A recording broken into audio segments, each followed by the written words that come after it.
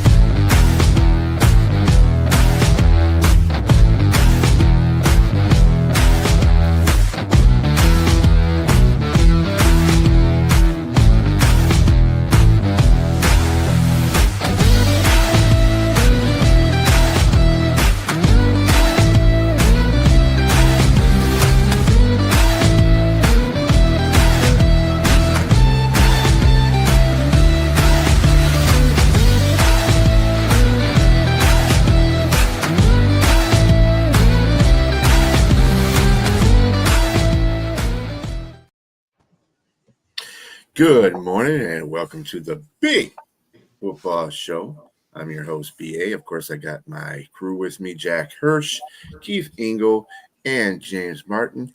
How you fellas doing this morning? Good morning. Big day Excellent. of college football yesterday. Well, I wouldn't say a big day of college football. It's always a big day of college football because everybody's playing. Not one of the best cards, but some good games. No, yeah, some good games. Turned out to be some good games. I just want to ask a question. Arizona State. I never thought they were that great of a football team, but they managed to keep getting in the top 25, and they keep managing to lose the teams they shouldn't be losing to. I don't know what's going on with Arizona State, but They're not. they lost yesterday 24-16 to Houston. They're not deep. They've lost one game without their quarterback, Levitt. They lost yesterday with one of the best wide receivers in the country out of the lineup. So, teams aren't deep. Most teams like Arizona State aren't deep and able to, I think, absorb those types of losses like some other teams can. And that Big 12 is just a wacky conference. It always is. And who thought Cincinnati would be sitting tied with BYU for the second year in a row, 8-0, tied at the top of that conference. Cincinnati out of nowhere. Yeah, Illinois is another one of those teams that I'm not sure where they're going because Washington upset them. Although Washington's a pretty good team. Better. Yeah, they're a better team. And they beat number 23 Illinois 42-25. And then number 25 Michigan beat MSU 31-20. Sorry, little brother. It's going to happen again. Let's see. Let's talk about some of these big games, though. We're going to start with the, unfortunately for James, we're going to start with number 3 Texas A&M throttling number 20 LSU 49-25. Oh God, this was painful to watch. And for you or for me? For you too. I was on the LSU, bandwagon there. Jeez. I bet A&M yesterday, so it was fairly easy watch for myself. It's just Let's cut the mic off for Keith right now. So look, I wasn't expecting us to cut me. I thought that we had an opportunity possibly to come in and win because LSU's record in Death Valley at night is usually a really good opportunity to try to win. And first half, to be fair to them, at halftime they led at 18-14. But saying that, last year Texas A&M came back and throttled LSU in the second half just as they did this game here, and it was just disappointing. But I'm going to give kudos to Texas A&M. They are, for the first time since 1992, they scored 40 or more points in 4 consecutive games, and this is the first time in team history they've done that. And they're number 8. They're number 8 right now. They're 8-0 for the first time in that history. But they're number 3. Yeah. And they could honestly be pushed up to number 2 or number 1 if I'm not, just on the strength of schedule, and they look dominant. And so I wouldn't be surprised if they make a run in the playoffs. They're the best team in the SEC at the moment. with the eye test. I mean, it's not even close in my mind from what I've watched. Every other team has had some kind of letdown of some kind, even if it was just a close call. And A&M, Mike Elko's a really good coach, and he just flies under the radar. He did at Duke. He did when he was here as a defensive coordinator at A&M. He's always been a really good coach and a really good head coach, and they're really good, but they won't. Maybe part of it is sneaking up on people a little bit, but A&M's high enough profile. You're not really sneaking up on people. So, Right. This is a good football team that has to be reckoned with. I love the quarterback. He just Reed plays some great. He's fun to watch play. There's just a good football team, and they'll probably get to 2. If they were to win out, they'll finish second to either Indiana or Ohio State, probably. In that playoff pool would be my guess. Playoff poll. Well, speaking of Unfortunately, Indiana, there's teams to play at, so they won't hold up.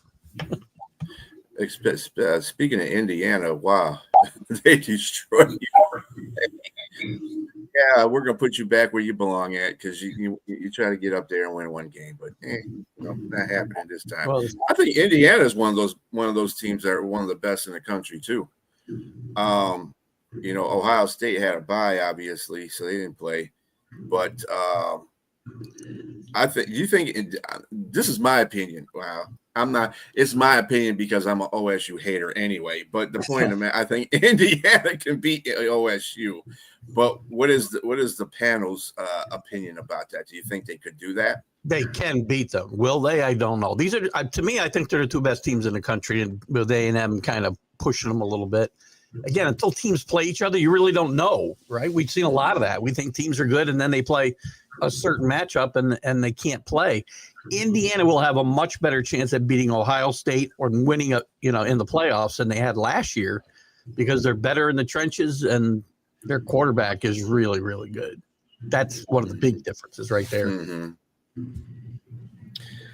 I mean, before you go any further, I want to chime in on that. Indiana, I thought the same for them last season, and then OSU, Ohio State, just throttled them in the game. Now they won't play during the regular season this season, but likely, by all intents and purposes, they'll probably meet up in the championship. Correct? Yep, Unless Michigan maybe throws a wrench into things. So that's about the only thing I can see that could derail that. Yeah, and so I think again, I would like to say that I think that Indiana could beat them this year, but I thought the same last year, and so I don't know. We'll see. I think more last year was about Indiana beating themselves. They did a lot of they had that game all the way until about halftime, and then in the second half they just self-destructed. And I'm not saying that Ohio State didn't have something to do with that too, but Indiana, the special teams they just fell apart. It's like they didn't know, Special teams and Rick Sherlock, who we just said good morning to, will talk about special teams all the time. And Indiana last year, that killed them in that Ohio State game. Mm-hmm. So you're absolutely right. And this is a much different football team than last year's. It's better, much better. And they played better competition leading up to this point as well. They went on the road and beat Oregon. That's not an easy task to do for anybody. So I think this is a better football team with a better chance to win. I'm not saying today they'll win, but I'll make that prediction that day. But they're much more prepared to beat Ohio State than they were last year. And Miami, I saw, took care of business also yesterday. Sluggish start. It was ugly 7-7 at halftime. Not pretty. They ran off like 42 unanswered points, which they should have. Stanford's not good. This was not a good start. And by the way, I'm glad they pay tribute to our troops, but please, these uniforms are so ugly. Can we not wear these anymore? And if anybody thinks it's just a tribute and it's not a money grab, because I went and looked before game time, the thing was on their site already, the jersey for $139. So just give me another jersey to sell. Anyway, so Keith is saying for $130, keep your money. Keep your money. Even I was sitting with an ex-Marine, my son-in-law, watching the game, and he's like, "What the heck? These are the ugliest things ever." Don't give us tribute like this. So Jack, give us your game of the day that you watched or that you had participation in that you like. Well, without a doubt, would you let off the show with Arizona State game of the day? I mean, I could go on, you lie. I hope there's a lesson learned in that, that big. But the game of the day, without question, Texas, Mississippi State. What a game! Texas down 17. I mean, I stood with the game, but I wouldn't have blamed anyone for tuning out. Texas looked done. And of course, you watch Texas, you think of Arch Manning, but I was thinking of the Texas defense. What happened to them? I mean, they didn't show up till the end of the game. The way, Mississippi State could move the ball on them, but a remarkable comeback. Arch Manning takes an extra hit needlessly. I kind of wonder whether the player should have gotten flagged on the second hit or not, hitting him on the helmet like that. And then a controversial replay call at the end for them to get the go-ahead touchdown there, too. Replay is supposed to be conclusive, guys, right? Conclusive. If we have to watch it a few times and we're still not sure, it's not conclusive to me. And if we have to bring in an expert official to explain us control of the ball, this and that, and the guys in the booth, some of them who played the game don't understand it completely, there's a problem. I mean, you kind of lived that, Brian, with the Lions, with, Calvin Johnson, a controversial call, putting the ball down. It was overturned. And sometimes I don't get replay, whether it serves a purpose or what a thrilling win for Texas. And that would have basically finished their season, I think, for the most part. Not officially, but for the most part. And for them to win on the road in thrilling fashion like that. And just second, Bill Belichick, I just want to very quickly, give him his due. The North Carolina defense showed up. He's maybe finally getting through to them. Maybe on that side of the ball, offensively, they're lacking. But that defense was a Belichick defense yesterday. So maybe it took a while. Maybe he wasn't lying to us, that they are going to get it together, at least on the defensive side of the ball. And as long as they could play the type of defense they played yesterday, they're not going to embarrass themselves going forward.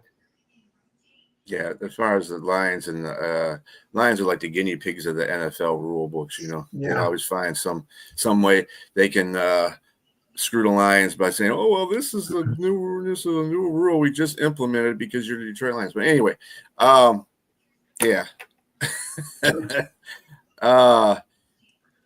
We have just a really quick touch on Jack's analysis of the Texas game. Arch Manning played a tremendous fourth quarter. He played a good game and a tremendous fourth quarter to bring his team back. And let's not, again, a lot of people want to dump all over Arch. Go look at the numbers. There's a lot of guys who are also highly hyped quarterbacks who are having awful seasons, and Arch isn't as bad as them. So just take a look at you, John. And also to piggyback off that, they played against a really good Mississippi State team. Mississippi State wasn't. Yeah, they're actually pretty good. Tough place to play. Are they really that good, James? They haven't won a game in their conference in 2 years or so? I mean, how good is Mississippi They're much State? improved over last year. They're much improved, Jack. Yeah, for sure. And it's again, even what Nick Saban said, even when that football team was bad, Starksville's a tough place to go play. He said, yes, you'd hear the cowbells ringing in your ears for a week after you left. So, and yeah, Jack, as far as Bill Belichick is concerned at UNC, I think that, he had his guys' attention this game. Let's see what happens if it carries over to the next game. And shout out to Bill Belichick. Shout out to Bill Belichick for trying the 2-point conversion. I mean, most coaches don't do that. I mean, he had the guts to go ahead and do it. It didn't succeed, but they could have won the game. And I don't shun the decision at all. Yeah, I don't either. I think Jack got very close to calling this a moral victory for Bill Belichick. But... No. Yeah. You got me back on Ryan's behalf of my Arizona State remark. Okay, I'll give you that. You got me with that thing. Right. I mean, listen, the Yeah, that's what you people get, at Jack. North Carolina for their home game, I'm sure they didn't leave the game as disgusted as they have, in the past, earlier this season, okay, for the other games. You might just I swell mean, some they words. left okay. Virginia is not much, but they were rated number 16. I mean, it wasn't like it's not like they were playing Syracuse or someone. It's a good football team. I agree. Yeah. Mhm. They were ranked. They were ranked 16 out of 25 Yeah. teams. So I mean, hey. Also, number 8, Ole Miss 34, number 13, Oklahoma 26. This is a pretty good game. I watched this game all the way through. This is a really good game. It's a back and forth for a few moments. Ole Miss, man, they're a pretty good team too. Lane Their Kiffin defense tried, comes up. Lane Kiffin tried very hard to lose this game. He did. Going for it on his own 25-yard line in the third quarter. I mean, crazy. Both coaches are chasing two-point conversions. And Rick pointed out the Lane Kiffin thing to me yesterday because he knows I think Lane Kiffin's a really good coach. Yesterday, he was a freaking bonehead, and he's lucky his team bailed him out. But they're talented. They got a pass. I mean, there's some points scored in this game, but Mississippi plays better defense. Chambliss has played really good at quarterback out of nowhere.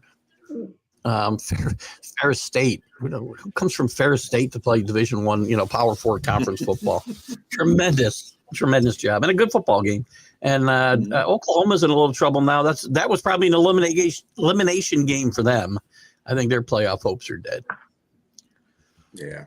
Do you think that Mateer came back too soon? Just out of key. Yeah. I do. I think his play has not been very good. He was better yesterday, but it hasn't been very good. Even yesterday, you could see through some balls that were just. And again, I'm not saying it's all the hand, right? I'm not going to give him that excuse, but he probably did come back too soon. Yeah, that defense smashed him a few times too. Coaches in trouble. If Oklahoma should fold down the stretch, we better watch out for Brett Venable being on the hot seat here because they've not had good seasons since he's been there. One good season since he's been there. That's it. So. And Memphis upsets number 18 South Florida 34-31. That was a surprise too. And Memphis, very good game. Yeah, it was a good game. I'm not a big Memphis person, but wow. It's a good team. They beat Arkansas at home this year. I mean, that's not a huge win, but it's a big win for a Group of 5 team. Whenever you beat a Power 4 conference team, and I thought South Florida was much better than Memphis because Memphis quarterback banged up, and they had a tough loss. I think that's probably motivated them. They had an ugly, tough loss to UAB last week. If you saw speaking of refereeing. If you go back and watch the end of UAB Memphis game last week, because on the last play of the game, it looked like they scored a long touchdown and they marked it down at about the 1/4 inch line. So Memphis had some wanted to come back, I think, from that, but they may be back in the driver's seat for the Group of 5 pick. This thing there's still 4 teams probably alive. Got to watch out for some sleeper there because the American looks like now they're going to beat themselves up. And if they beat themselves up enough, somebody like James Madison in the Sun Belt runs the table and all of a sudden is ranked and they're going to get that bid. So still a bit wide open. Fun. That's the one pick I really like to talk about every week. I love the fact that these teams get a chance to get in the playoff. Yeah. And Navy won again yesterday. 42 to one of those over Florida. One of those four teams I'm talking about. Undefeated still. Yeah. Hopefully they keep that up. Kind of the refereeing is. I know this is not. It's something that you don't want to say that your team wins or loses by, obviously, because your team is the one that's responsible for even letting the referees in the game. But it just seems that the level of reffing in both the pros and in college are just bad. I mean, real bad. And it's like I'm trying to figure this out. And I know they go to school to learn the rules in college football. I mean, and I know all plays are different when you're looking at them as a ref. You know, every play, no two plays are the same, even though it could be like an offsides or something like that. But no two plays are the same. So it's a fingerprint type of thing. I got a question, B. You said that refereeing is bad. My question is it bad or is it controversial? I mean, considering the NBA scandal with the gambling, that could be you got to put that in the back of your mind. I'm not saying that it's happening, but you got to put that in the back of your mind and question whether or not there's some calls that you, with the naked eye, you look at things and saying, well, you got 7 or 8 guys, officials on the field, and nobody saw that. Yeah. This is a huge distinction, right? What you said, bad and controversial, because and even controversial might not be the right word. I mean, because we're talking about somebody actually making a call for nefarious reasons, right? And that's the sad part about this whole scandal is that we're going to look at everything, and I saw it yesterday. You're going to hear people every time that there's whether it's a player, whether it's a referee, and something weird happens, you're going to go, told you. And it's not fair to the guys who are out there not doing that, which is 99.9% of the people, I would think. And it's unfortunate. But to the referee question in general, I always say, and I will always say, you can't let referees beat you. Don't put yourself in that position. That does not mean that the refereeing has not been times in both leagues. And I think college needs to go to maybe full-time referees. I think the NFL did that. I believe they're full-time employees now. They don't have other jobs, and maybe they do, but college referees still are not. And you just saw the SEC suspended a guy for the rest of the year for he had a couple of controversial calls in 2 different Auburn games. It's just the Lions, Brian. Auburn is the college equivalent, because every single game that they've lost, it seems, they've had a call that's gone against them that's either changed momentum or helped decide the outcome of the game entirely. So it's got to be better. They have to do something to improve. And again, because I don't want AI referees and umpires and everything else. My argument's going away. If the human guys are going to be as bad as they've been, my argument's. You know what I think, Keith? Part of the problem is, and no one mentions this, the players are so much quicker than the referees. It's hard for the referees to get in position a lot of times. Keep in mind, players are going at a top level speed, and the refs just can't cut that way. They're not as well conditioned. They're older guys. I think that's part of it, as well. The speed of the game is so hard to keep up with. That's what they got video replay for, though. I mean, you can make that That's excuse. about how many calls can you appeal. I'm talking about college. They can do every play. College, they look at almost every play. That's why it takes 5 hours to play some of these games, for crying out loud. But the NFL at least puts a limit on it. College can be awful with the slow down for replay. Watching the Michigan State game, and I'm glad that Michigan won, but Michigan State did get a couple of really bad calls in that game, and I was like, wow. I mean, if you're a Michigan State fan, you're like, wow, they're really trying to move the needle toward Michigan winning this game, because there was a couple of them that were just blatant that they didn't call. There was a roughing the passer. Well, they called roughing the. Well, they picked up a flag for roughing the passer, even though the guy that hit him. He got hit from both sides, and one guy speared him with his helmet in the back. I was like, wow, they picked that up. It's like, it's got it. And you know what? I read a article by an analyst in ESPN, and he was talking about the same thing. And Keith, to your point, that people are going to start questioning everything. Fans are going to start questioning everything more than they do now. And it's just going to become a big mess. And people are not going to trust sports anymore. And that's what's going to kill it. But it will. We did. Go ahead. No, I'm just going to say, Jack probably remembers, well, maybe it almost killed college basketball back in the 50s, right? The scandals at NYU and all that. So I'm not, you want to know something? The reality is, and this is going against the grain, nothing's going to kill sports. We kept hearing this whenever league strikes.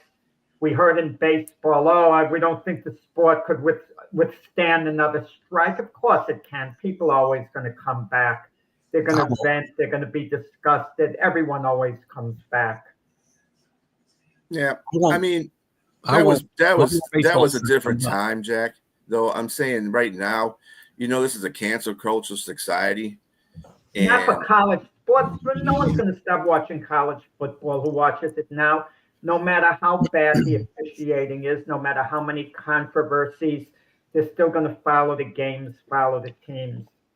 well, yeah, but pretty if you entertaining. found out the games were fixed, like professional wrestling, you There wouldn't. go. You wouldn't No, watch. they don't lose their following. But I wouldn't watch. I mean, They call Yeah, it. the Well, I'm same. just it's there. I mean, they But the game's on admitted. fix. You can't. Let's I'm say not saying they they try. are. I'm not Let's saying say they are. they try to fix. Any major sport, college football, for example. How do you get everyone on the same page? It's harder to fix a game maybe than it is to play legitimately. The thing that these scandals are, and most of the things that we've seen so far outside of the poker thing, which is way, totally different topic, really. It could be related somewhere, but not specifically. The thing where people are easily fixing games is the fact we've got all these player props that you can bet on. And that's what guys like Commissioner Brown or President Brown of the NCAA wants to eliminate, get DraftKings and these guys to eliminate these player props because they're easy to fix. That's what the Rozier thing is all about, right? And But it's much easier. You're a fan, but what have we been talking about on this show? We've been talking about teams. I mean, we mentioned players, what they've done to contribute for the team, but we're not talking about 3 touchdown passes over and under. We're analyzing how teams are going. I mean, that's what carries any sport. Until those other things all come into question. If you allow those things to happen, that will start to affect the games more and more and more.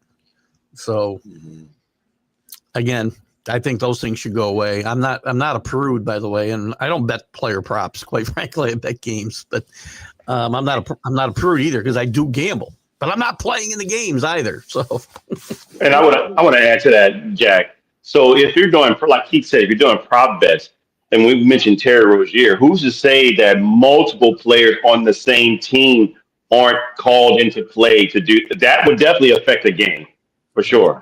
But the average fan does not bet. The vast majority of fans watch the game. They don't bet on the games. Let's say there's 15,000 people in the stands watching a game. How many do you think are betting? Only a small percentage actually putting down a bet. How many? What would your number be? What would you guess? Oh, easily less than 10% are actually betting Oh, on the game. I disagree. That's true. They wouldn't be in business if there was less than 10%. I think I'm talking way about the more people are. fans. That's what I'm saying. That's what I'm saying. That's what I'm saying. Gambling wouldn't be a thing if only 10% were betting. It has to be way more than that. There's no way. at least 30 and maybe more. No. Who goes Yeah, to the game? Come on. Even I if mean, it's there was a World Series game in Toronto. You really think 3 out of 10 fans were placing a bet on the game? Yes, it's too easy. No. It's too easy to bet now. If you can, your phone is right there at your hand. You can just press a button and say, "I want to do a bet on this particular thing," especially the props. It's there. There's no way it's just 10% is betting.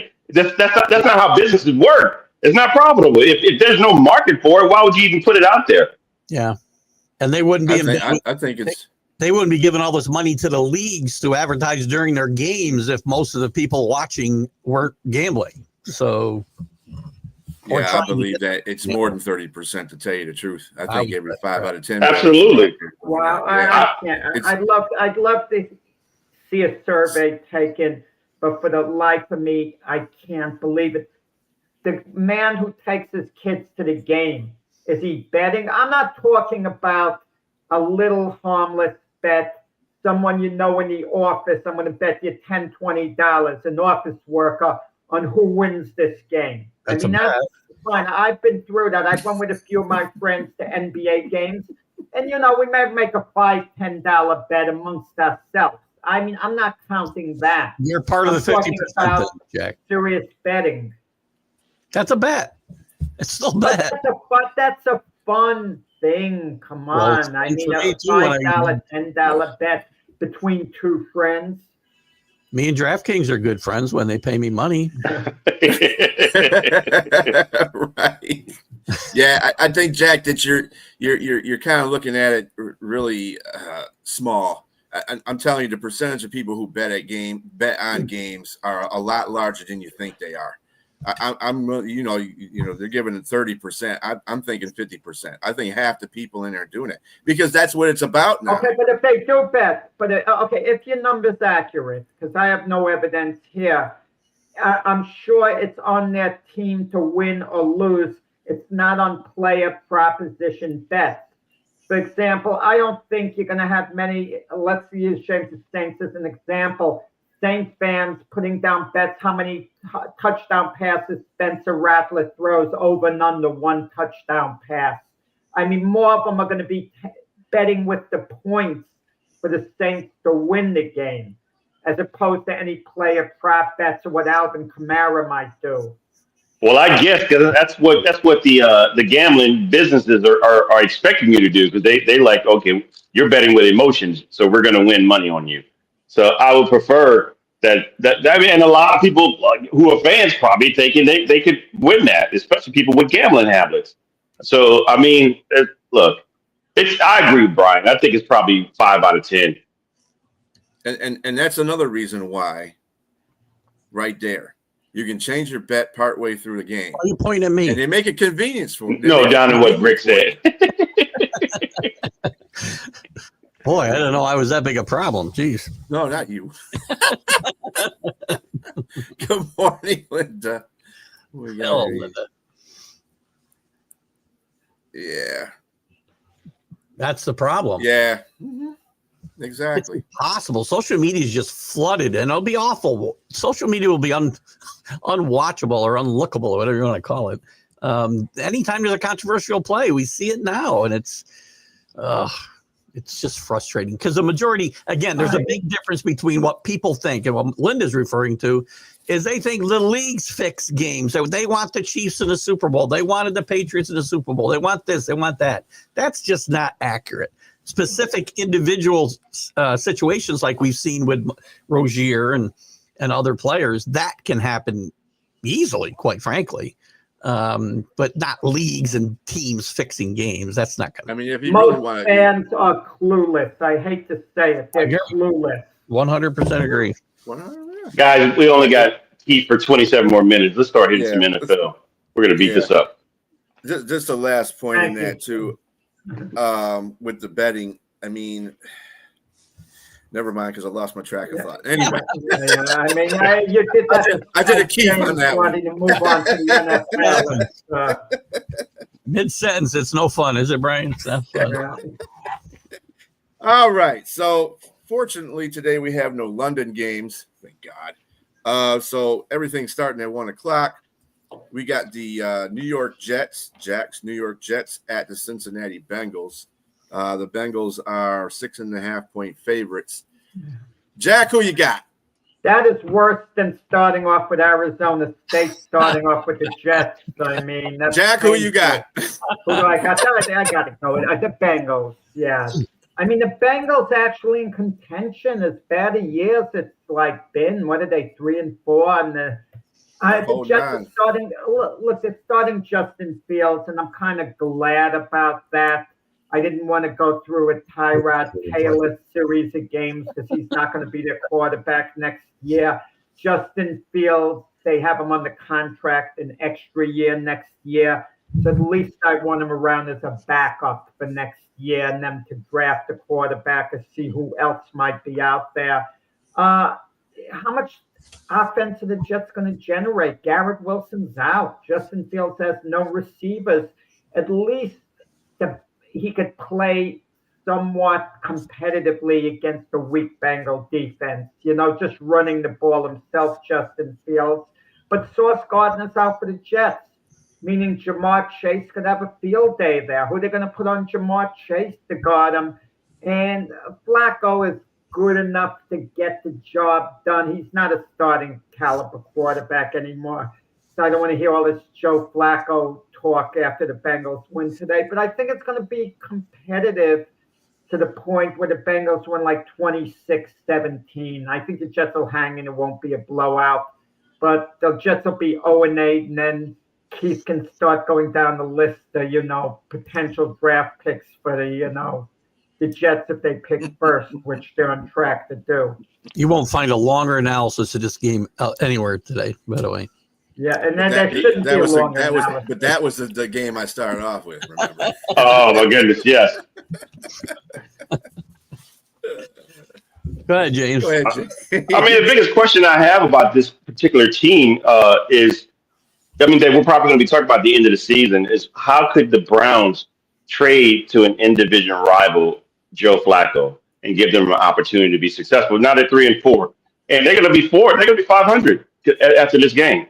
Because I'm done picking the Jets. I've tried to give you the benefit of the doubt for like up to 8 games, 7 games. Jack, I can't do it anymore. And so I agree with you that with Sauce Gardner out, they're going to have a field day in Cincinnati, and I think it's going to be more than 26-17. It'll probably be 31-6 or 0, like the same as their record of wins. I'll make up for Jack's time here because similar to James, I've been saying for about 4 weeks, Jets got to win somewhere. Why not here? I'm not saying that anymore. Go Bengals. Well, we have the Saints on our schedule, so I'm kind of eyeing that. Yes. And is that at home or is that in New Orleans? I think it's in New York. I think. Oh, okay. I'm not certain. Oh, my apologies. Why did I even ask that? Does it even matter? Played in the Bahamas. That'll be for the number 1 draft pick. The number 1 draft pick game. Yeah. Yeah, from what I've seen from the Jets, though, I think you basically got that in hand. Buffalo Bills at the Carolina Panthers. People are calling this a trap game. I don't know why. Buffalo's lost 2 in a row. I don't call that a trap game. Sorry. You can say Sonia's name out loud, I think. Yeah. Say people. Go ahead, Jack. Yeah, the Bills have lost 2 in a row. They're not losing at Carolina. Panthers are not a good team on balance. I mean, they're better than they were last year. They're trending towards, they're 4-3 now, but when all said and done, they'll probably be in the 8-9, range, their record at the end of the year. And I can't see Buffalo coming off a bye week and losing a couple of games in a row, actually losing this game. If Buffalo loses this game, it's a major red flag going forward, and more than a red flag even, that they're not as good as we thought they were, that they're lacking. But I don't think that's going to be the case. Carolina, isn't going to get blown out, but Buffalo should win by about 12 points or so. Oh, there's no way. It's going to be closer than that. It's going to be closer. Look, they're an individual rival for the Saints. I don't like them, but I'm a person here of reason. And let me tell you, they are number 3 in rushing, at least, I think. They might be number 2 or 1 with Rico Dowdle and Chuba Hubbard playing. Yeah. Guess who's number 32 in run defense? Buffalo. They are bad. So and at home, if you can control the game, how do you do that? You run the ball. And underrated defense is Carolina's. That's one of the reasons why they got 4 wins. And besides the rushing, they're not bad. They're actually like either top 10 or middle of the road, somewhere around there. So if this had to be a trap game, this could be one. But until they win a game like this, I'm going to pick the Buffalo Bills because, like I told Sonya on that show Friday night, you got to make me a believer to pick you.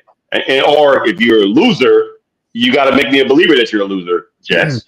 And I just think that that the Buffalo should win this game, but it's going to be a very tight game. It's going to be close, maybe 13-10, somewhere around there.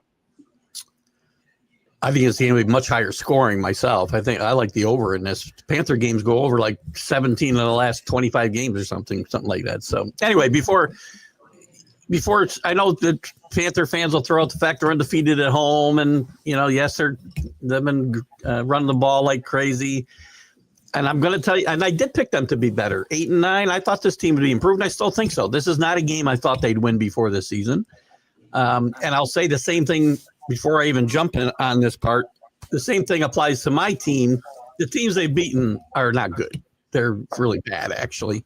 And the teams that they've been run the ball like crazy against are really bad. And I know Buffalo, the numbers say they're not very good. I think the Panthers will score some points today, but I think the Bills outscore them. I think this game is going to be about 34-27, quite frankly. So Bills win. Bills need to start getting Cook involved in this offense more. I know they're trying to limit his touches and reps to keep him fresh, but they need him to be in this offense, involved in this offense more. And anytime 17's on the other side, it's going to be hard to pick against them unless you're playing the Chiefs or the Patriots, I guess. But also, Bryce Young is not playing. And Bryce Young is not playing. So you think Andy Dalton is going to actually beat the Buffalo Bills? I think the running game would. That's why I didn't mention anything about the passing game. They're coming off a bye week, so their running defense is going to be a little better because they've had this extra time. And they're really going the whole season. You said you're needing one game to improve from 32nd. Bye week, yeah. Teams coming up a bye week. They're actually 31st, but yeah. Yeah, okay. Miami's worse. So you're saying a bye week is going to get everybody in order to come from 31st to what? To be 30th? The Bills, and you've lost 2 games in a row and then have a bye. Believe me, there's an urgency there.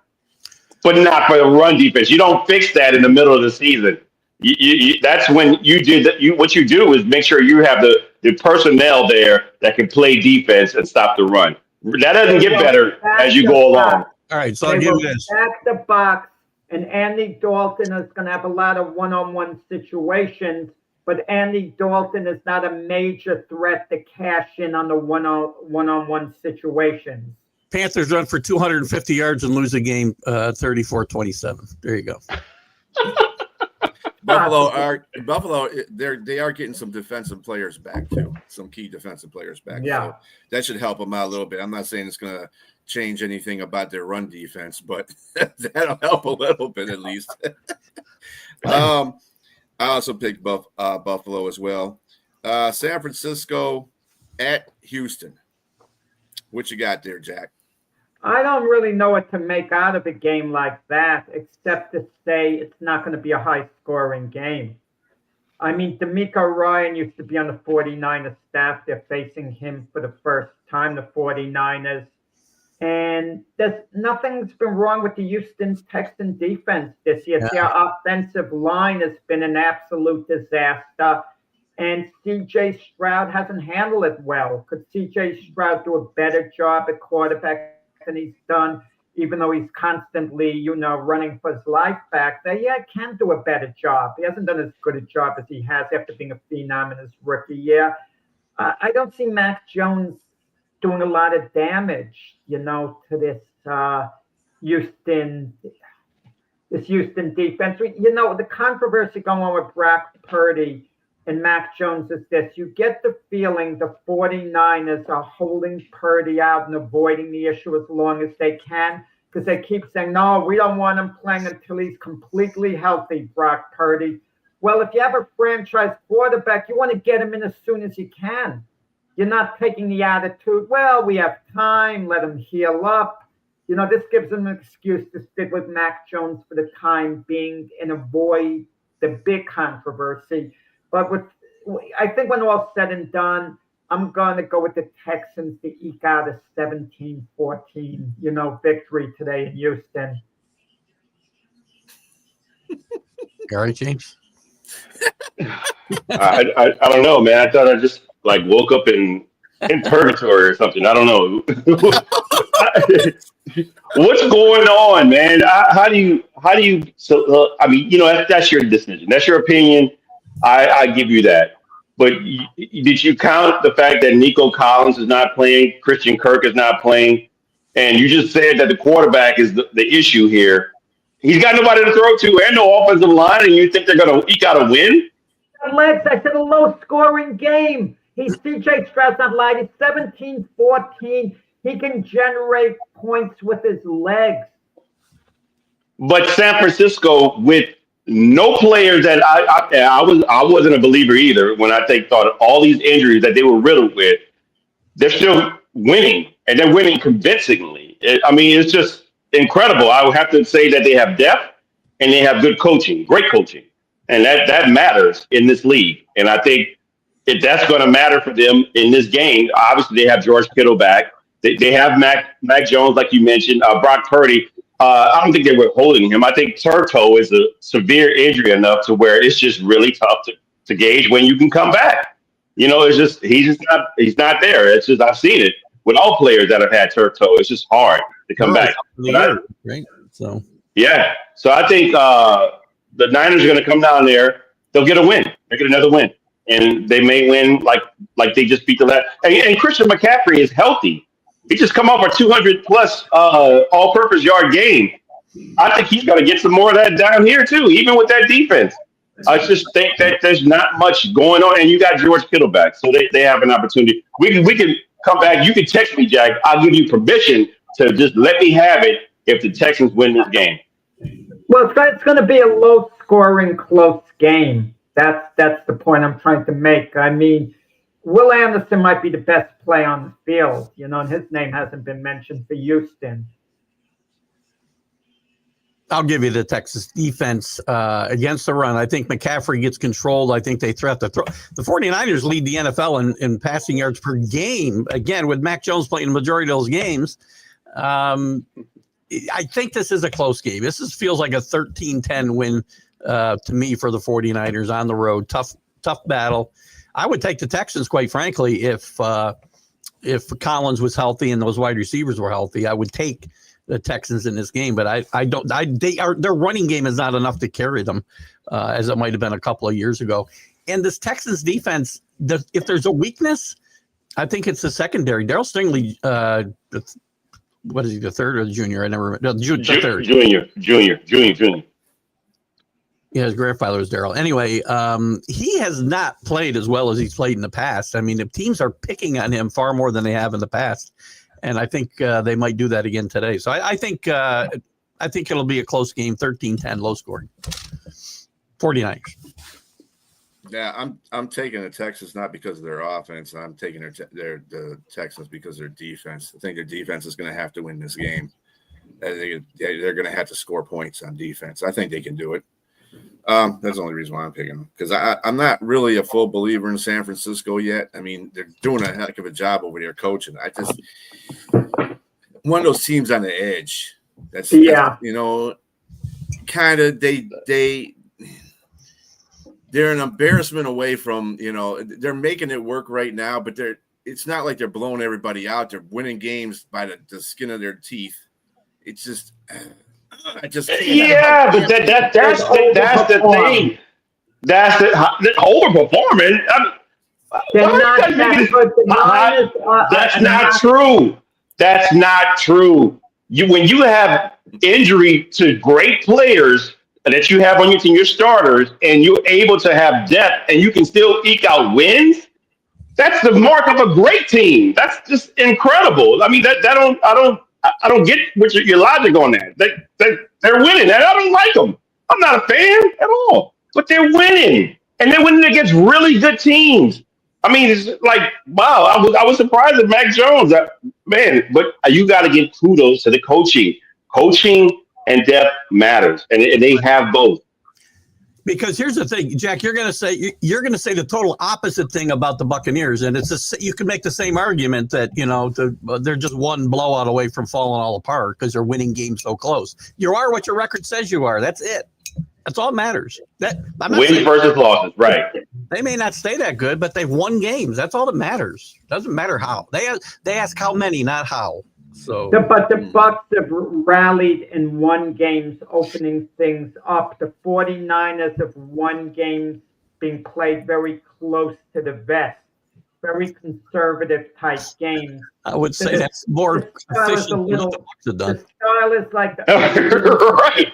Right? It's sustainability. You're keeping an even keel. You don't have to go too high, too low. If you can go right in that middle and stay where you are, man, that's what most teams can. That's all you can ask for.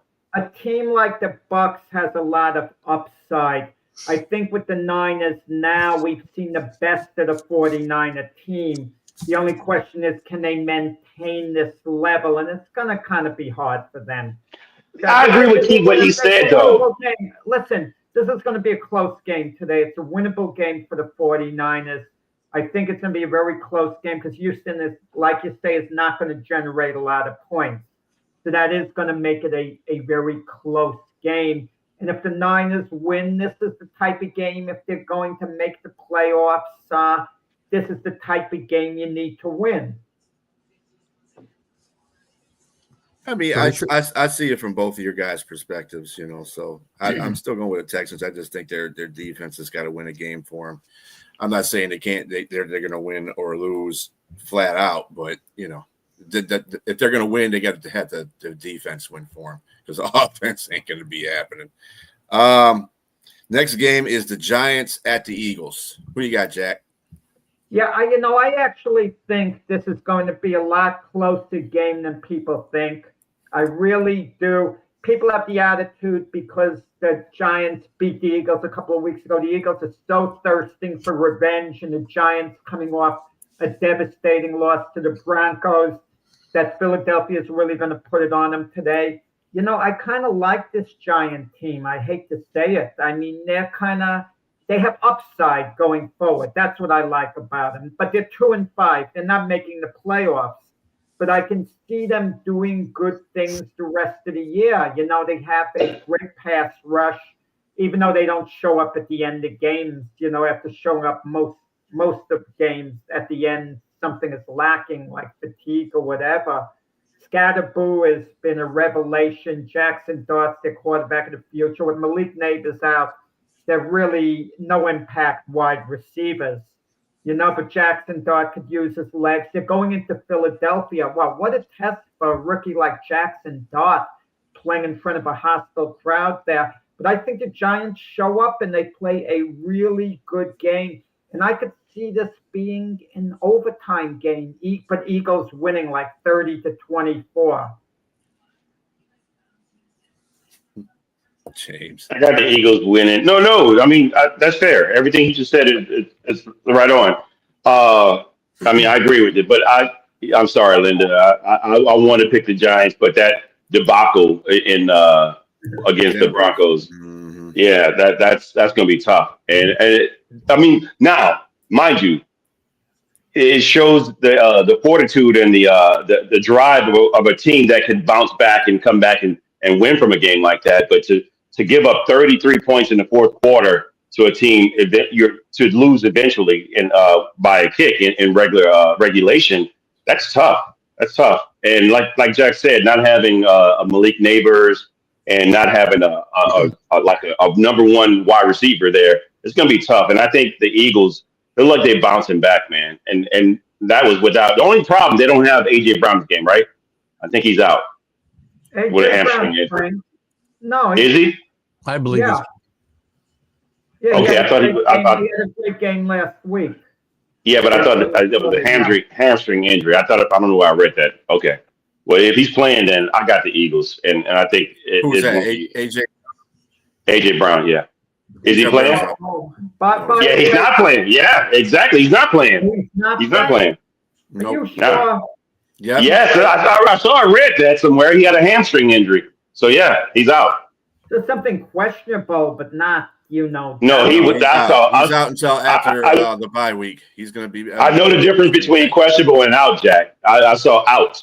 They said out, and so yeah, that's going to be tough for them. But I still think they win. I just think it might be a little closer. I don't think the scoring is as high. I think the Giants suffer a hangover from last week's debacle as well. I think. Listen, I like Jackson Dart's makeup. I think he'll be fine in the long run, but I think in the short term, this is going to have some effect on this team. I do like Dart, and I like the relationship he's built with Robinson too, and who's becoming a really good NFL player.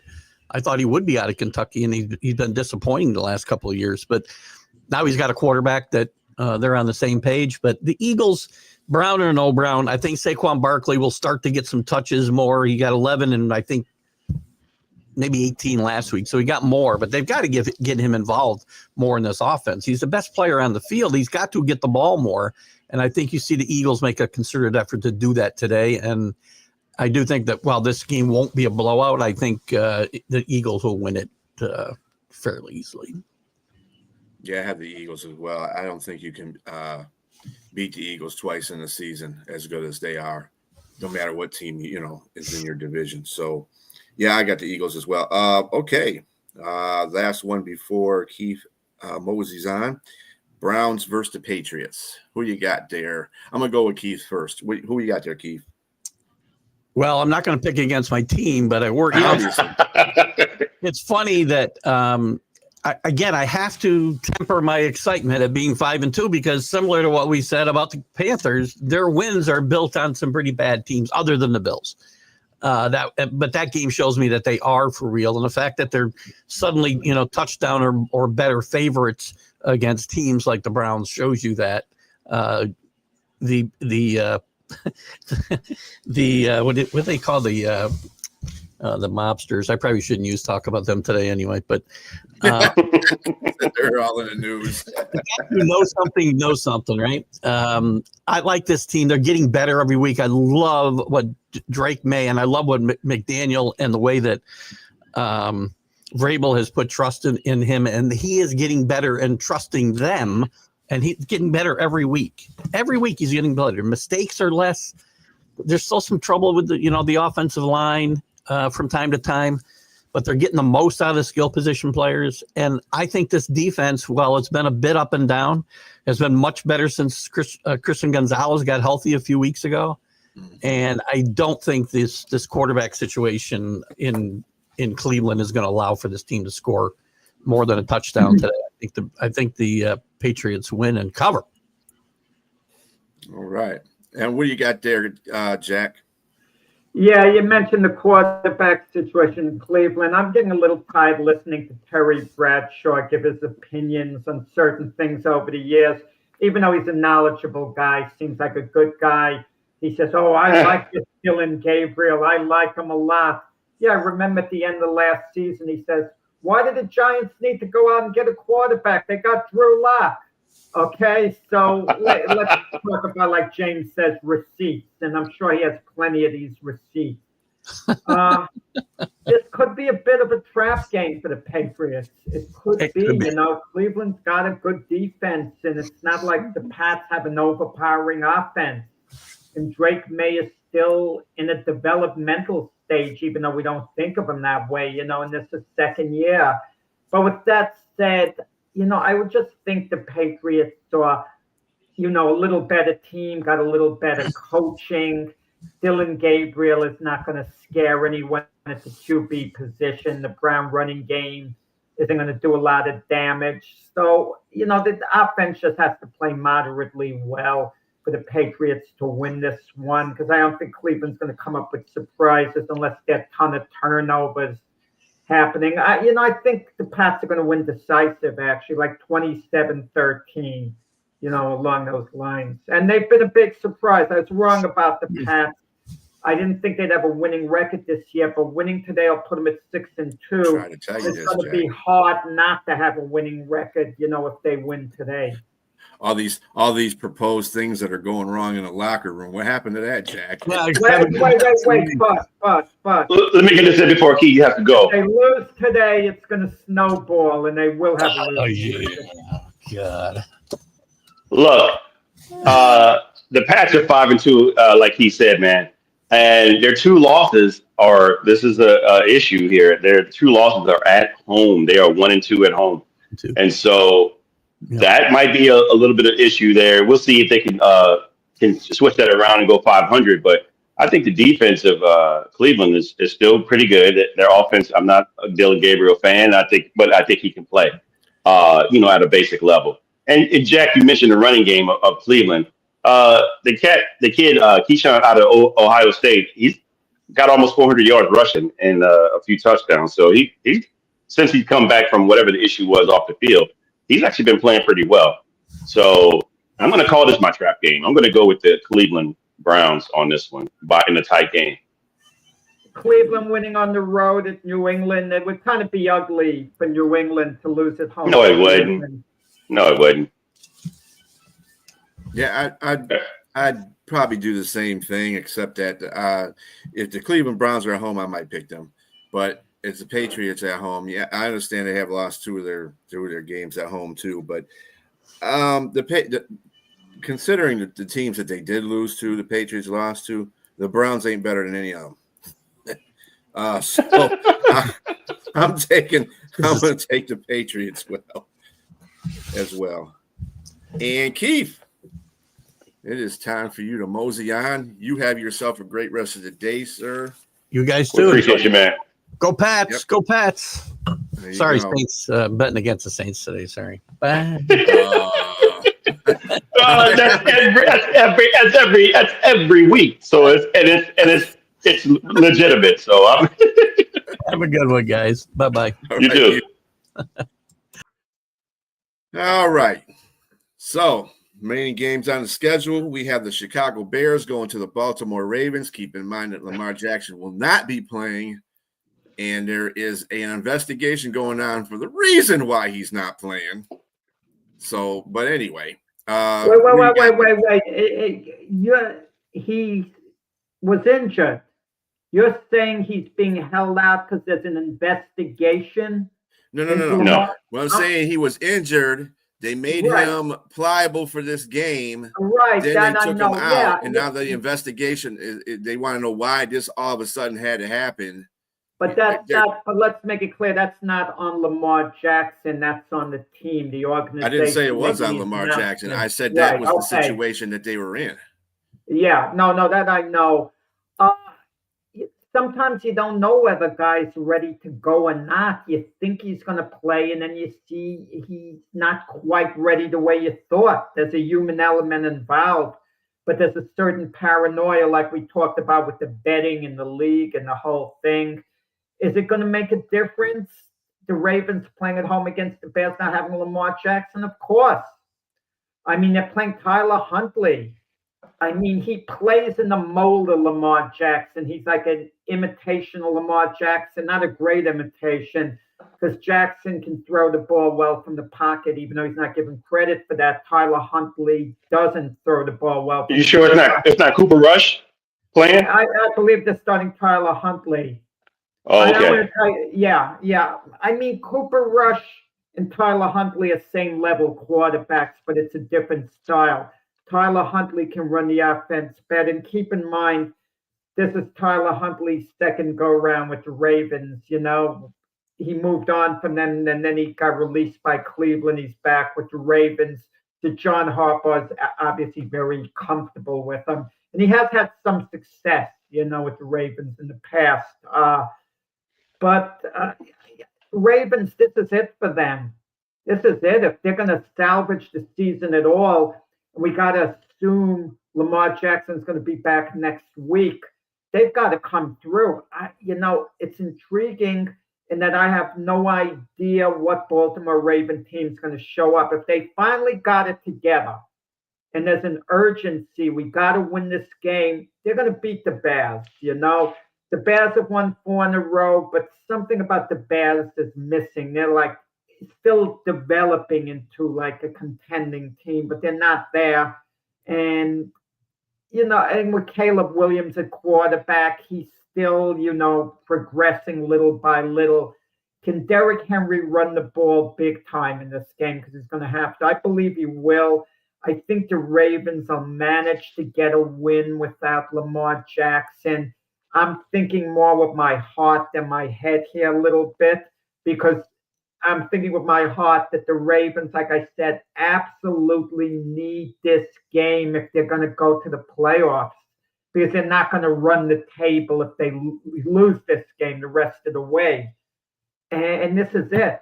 So with their backs against the wall, I gotta believe, coming off the bye week, the Ravens are going to respond and they'll manage to win a close one over Chicago. You and I agree about Baltimore in regards to them. We both picked them to be Super Bowl contenders and to win the Super Bowl. Champions, And yeah.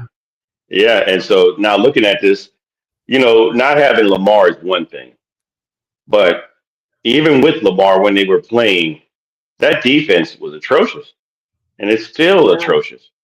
And so I just think that Chicago's on the upswing. And so this is a time for them to pounce on the Ravens, literal bears pouncing on birds. And that's kind of what it's going to be like. And I think they're going to win convincingly in Baltimore. And going back to the situation with Lamar Jackson, I think Baltimore just knew that this is a make or break time for their trajectory to the playoffs, and they need their number one guy. And to put him at full status, in practice on, what was it, Thursday, Brian, or Friday? Friday, actually. Yeah.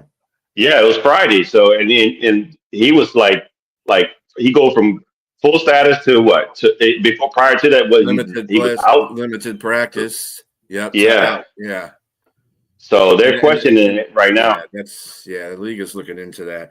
But so I got. Bears? I'm going to Bears. Yes. All right. And to your point there too, also remember that Jack, the Bears are 4-0. They haven't lost in 4 games, so they're doing pretty. They're on a roll. I'm gonna go with the Ravens only because you say that the Ravens defense is bad. Well, Chicago's rushing defense is actually worse than the Ravens. So if they can get Derrick Henry running, and believe me, Chicago has been making it through these games, but they've been getting run on a lot. So I'm gonna go with the better running back, one of the best running backs in the league. It's at home against the Ravens. I have more faith in Tyler Huntley running the offense than I do Cooper Rush.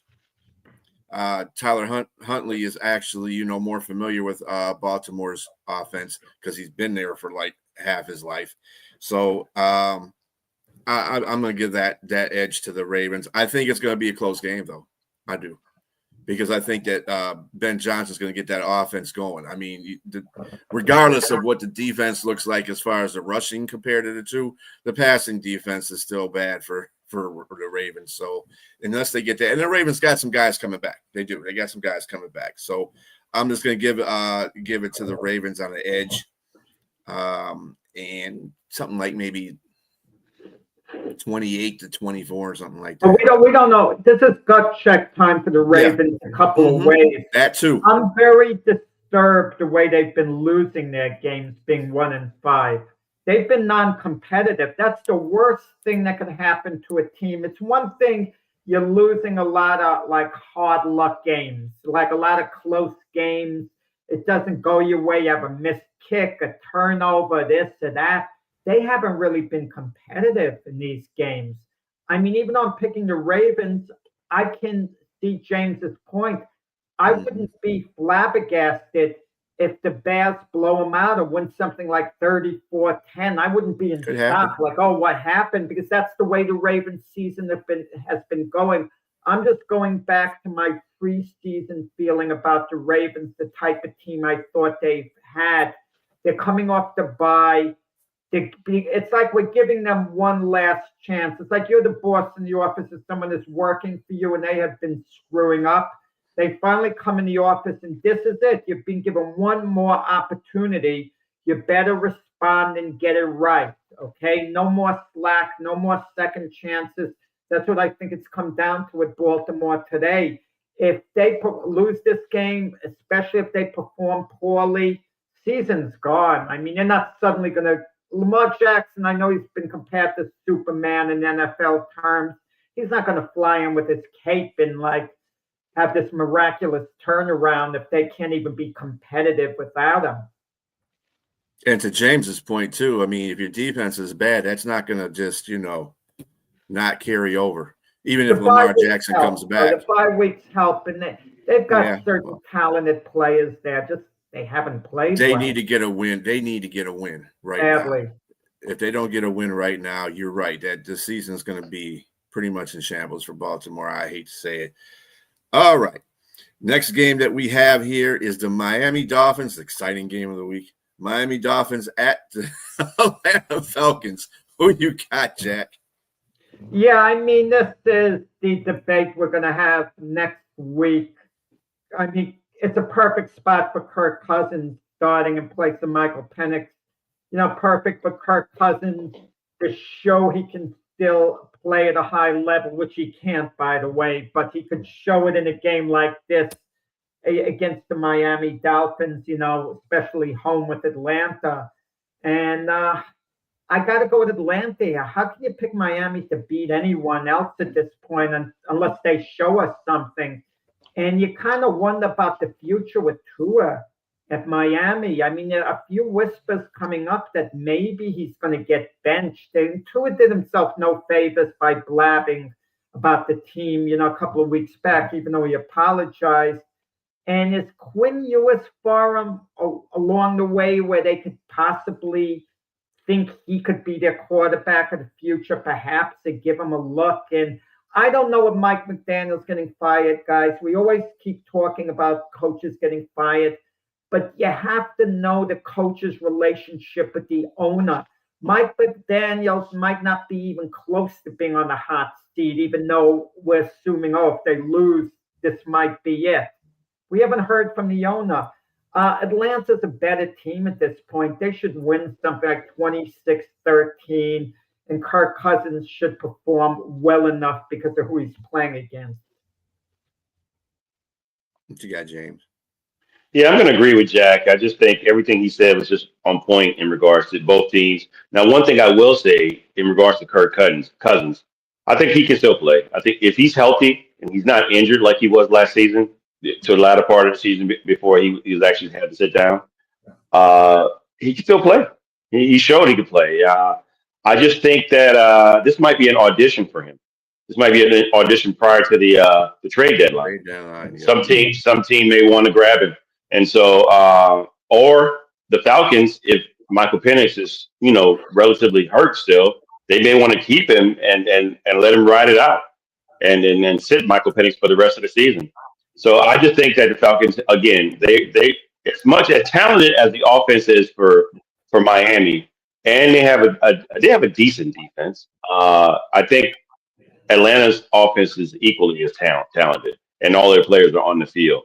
Outside of who was it Ray McLeod? He was cut. Was he cut? Mm-hmm. He I went think to the Giants. Yep. Yeah, he went to the Giants. So that's one less guy you have, and I think they have another guy they can fill in. The rest of the guys are talented on that team. Mm-hmm. So I think at home, Atlanta should win this game. Yeah, this is my blowout of the week right here. You got Kirk Cousins coming in. He's got something to prove. I think at this point of his career, he's still a better quarterback than Penix. And then they're in Atlanta. And they're playing the Miami Dolphins, who can't stop a tick right now. So, I mean, it's all setting up for them to be, putting up at least 30, 40 points on this team. As far as Mike McDaniel's concerned there, Jack, let me tell you something. An owner will get rid of a coach as soon as the team starts failing if they don't bring into ticket sales.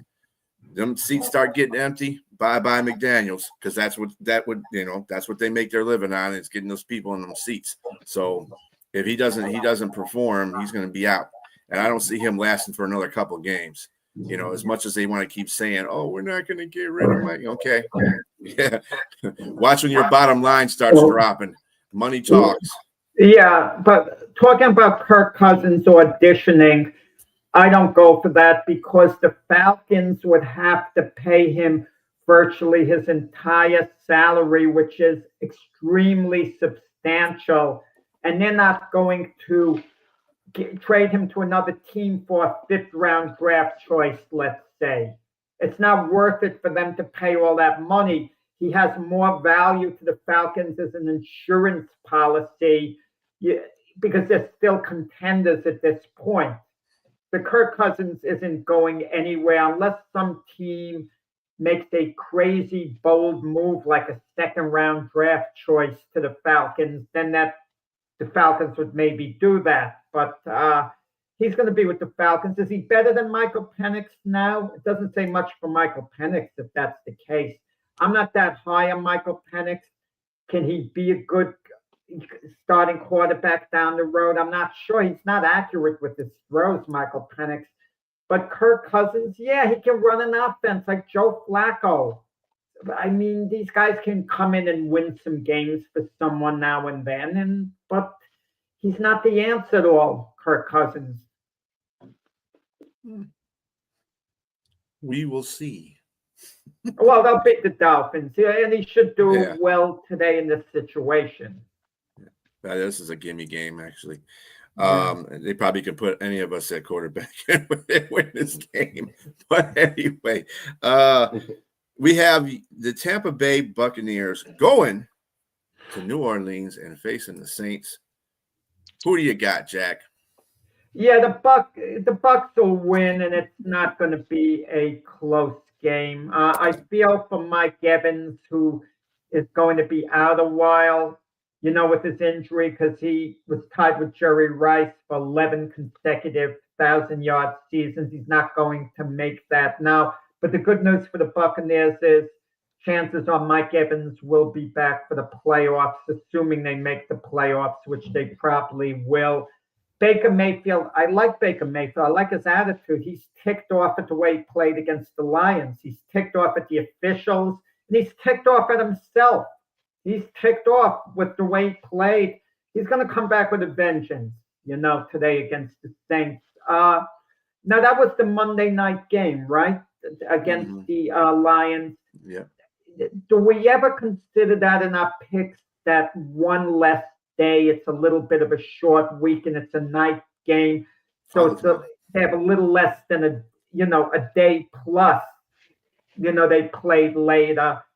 I think that's always a little bit of a factor, but I think, the Buccaneers are going to be ready to let it rip today. And I got to ask James, after he gives his preview of the game, the Saint quarterback situation, is there any clarity on it going forward? Because Spencer Rattler, you don't want to give up on a guy like that, but you don't have 3-4 years like in the old time NFL to develop him, and because you could have him for 3 years and then see this guy isn't my answer after all. I learned that with the Jets with Geno Smith. He was there 1 year, and I didn't know whether they should go forward with him or not. I wasn't sure. So you give him a second year, and then it's not working out. Yeah, well, the situation in New Orleans right now is that Spencer Rattler is the guy. And early on in the season, that Kellen Moore stated that, hey, Spencer Rattler, is the quarterback for the foreseeable future. And he spoke as if he's believed him for the full season. But then the last communication this past week was that he seemed to backtrack that a little bit and said he's more on a week-to-week basis. So, and which makes sense. If they're not winning games, they're not in contention for playoffs, you got a second-round draft pick and a quarterback that's 27 years old. So you want to see what you got in him rather sooner rather than later, because you don't know for sure if he's going to be, how old he's going to be when he starts playing, or if he ever starts playing. And, you have to kind of justify that you took him in the second round, which is relatively a high draft pick, even if it is for a quarterback. So with that said, did you make your pick? You made your pick? You picked the Bucs, right? So 31-14, I'll call it. I'm not calling it 31-14. I've been picking against my team, and I picked them to win the Bears game, and then they didn't win that game. But I'm going to pick them to upset the Bucs at home. I just think that Baker Mayfield made some bulletin board material in regards to saying that he hates the Saints and he thinks we play dirty. So, okay. I don't think they play dirty at all. I mean, unless if you're counting Bountygate, but I haven't seen any of that at all. I just think they get beat outright with no dirtiness happening. But with that said, I like Rattler to bounce back. I think the kid's resilient. He's been protecting the ball mostly. He just hadn't been doing enough to try to win the game. I think he tried to do that in Chicago, and he wasn't really on the same page. But his rapport with Chris Olave the past 2 games has been great. And so he had 2 touchdowns this past game. He had 1 the previous one. I think they continue that this one, and I think it's gonna be a close game. It may be like a 24-21 game, and I think the Saints has an upset here. I got a proposed trade for you. I don't know why it popped into my head. Jaden Waddle kind of is hinting he wants out of Miami. He doesn't want to be there. Him for Chris Olave even up. If you could work the finances up. That's a heck of a good deal for both teams. No. I like Chris Olave where he's at. And we got him and Jalen Waddle's contract is outrageous. That's the problem. That's the problem. Yeah. He gets hurt too much. Right. And we got Chris Olave. Don't get me wrong. Chris Olave hasn't been like the model of good health with all those concussions. But with that said, we can get him for $15 million next year with the 5th-year option. I'd rather pay that than pay what they pay on Waddle right now.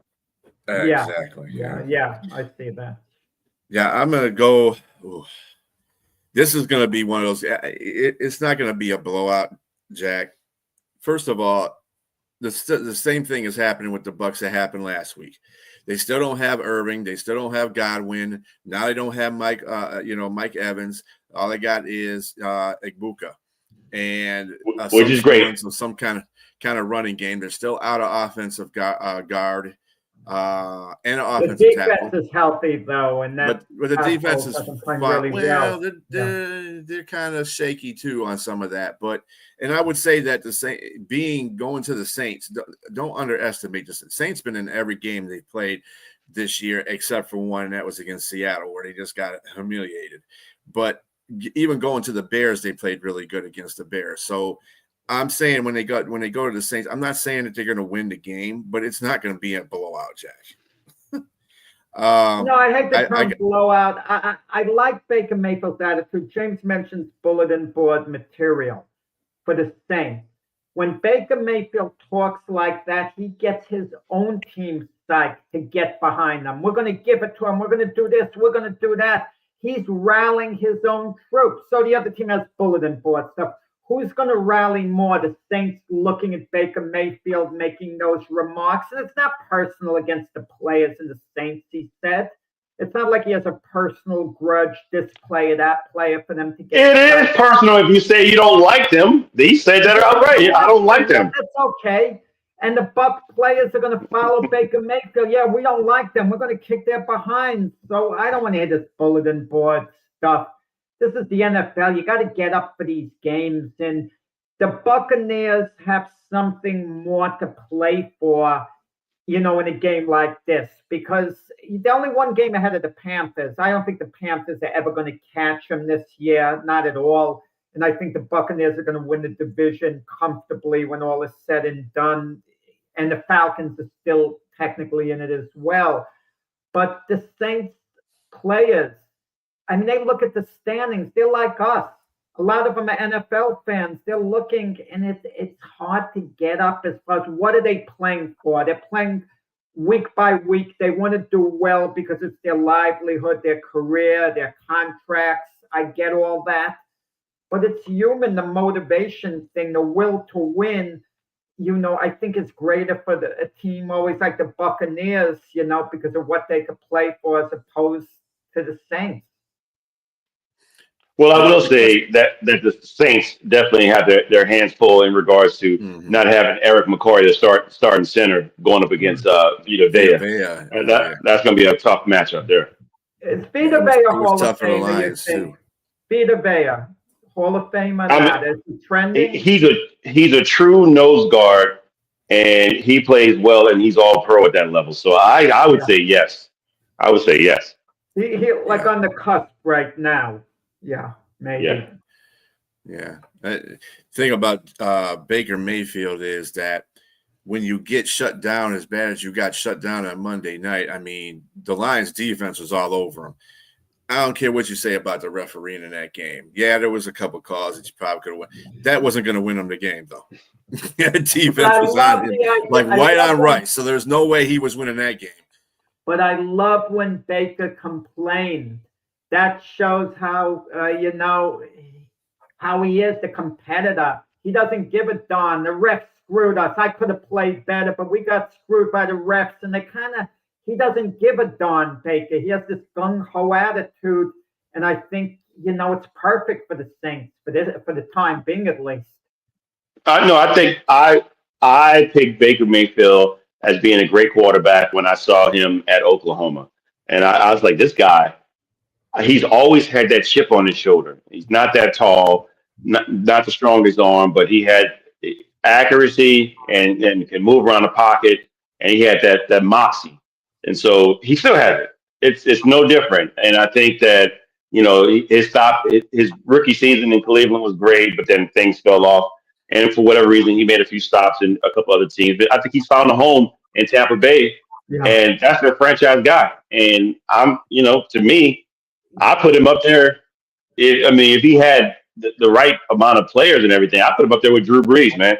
He's for that type of his moxie and the type of arm. No, I'm not saying that he is Drew Brees. You got to get it right at this moment. He's not quite, up to the level of Drew Brees. Drew Brees, great quarterback. Baker, when all's said and done, maybe Baker Mayfield gets there if he could keep playing like this for years. But he's in the contention for MVP right now. Mm-hmm. But I'm a big Baker Mayfield fan. You don't have to convince me. He did drop a Monday night's game, but yeah, I thought it was going to happen last Monday. I thought they were going to have one of they've won so many close games. They were going to have an off night against the Lions, and it turned out that way. Well, I think most likely because the Lions caused that off night. But anyway, the question I need to ask of you, James, if I'm just saying, if I'm not prosecuting, this is going to happen to Rattler, but if he does bad in this game, like if he throws like 3 interceptions, do you think that the coach would yank him out and put in Shook? Without a doubt. It all goes back to what I mentioned earlier, is that they have to at some point see what they have in the quarterback that they drafted at number 40 overall. And so and the goal is to win games. That's the bottom line. And if you can't get that or at least be competitive because don't get me wrong, Troy Aikman was 1-11 or 12 or something like that. You have other quarterbacks who have lost a lot of games. Overall choice. You can't compare the guy that picked 40th to the guy who got picked first. No, I'm not speaking. I'm thinking about Spencer Rattler in the 5th. I'm just saying, as a guy who wasn't picked for number 1 overall, he's still a good quarterback that needed time to develop. And you can't count all. And a lot of people like to count all the losses that he had last season, but it's kind of a wash because they had like 43% of their team starting offense gone, and so he played with pretty much guys off the street, and and there were some flashes there. So and in the off season he won the job because he can play, and so I don't think he's going to throw 3 interceptions in this game. No, but if he does, yeah, hypothetically, if he does, I do think that they look at Tyler Shough. Maybe the question should have been more to see how much of a leash is he on right now. If he's got a short, if the plug will get pulled, if he shows any, It's week to week. That's what the coach said. The implications are always huge in situations like that, because once you pull the plug on Spencer Rattler, that's it. He's no longer going to be your quarterback of the future. The only way that could possibly happen if then Shough gets injured, Rattler gets thrown in and reclaims the position. We saw something happen like that with the Carolina Panthers with Bryce Young. When they sat him down, he was playing terribly. He managed to reclaim the job because Andy Dalton then got hurt. So they had to throw Bryce Young in again, and he performed reasonably well when they put him in again. So they gave him the opportunity, to reclaim the job. But once they move on from Spencer Rattler this year, Tyler Shough would probably be the quarterback the rest of the year. and then they'll make an evaluation on Tyler Shuck, probably during the year, saying, look, neither one is our guy. We got to draft someone else. They could stay on the roster. It's a big move to move on from Spencer Rattler. It's major stuff because you're not pulling the plug on him short term. You're pulling the plug probably on his futures in New Orleans Saints. Well, I agree. It's about what Shook does too when he comes in for him. If he totally lays an egg, that's not going to happen. Rattler's going to start the next game. Well, what Jack is saying though, if Tyler Shuck is probably the guy coming in, he's probably going to be a guy for the rest of the season, so they can see what they have in him for the rest of the year. Because at some point we're picking number 2, number 3, overall, maybe possibly number 1, and you got to see if there's a guy in the next year's draft pool or free agency that you can take and bring in as a quarterback. Doesn't look like there's anyone out there who's going to be available in either free agency or college that kind of blows you away, at the quarterback position. I think Rattler has overachieved, and Rattler, that's why he's got the starting position. I just don't think that it would be wise to take him out because, again, watching him play, I got another brilliant deal for the Saints. Okay, Rattler for Anthony Richardson.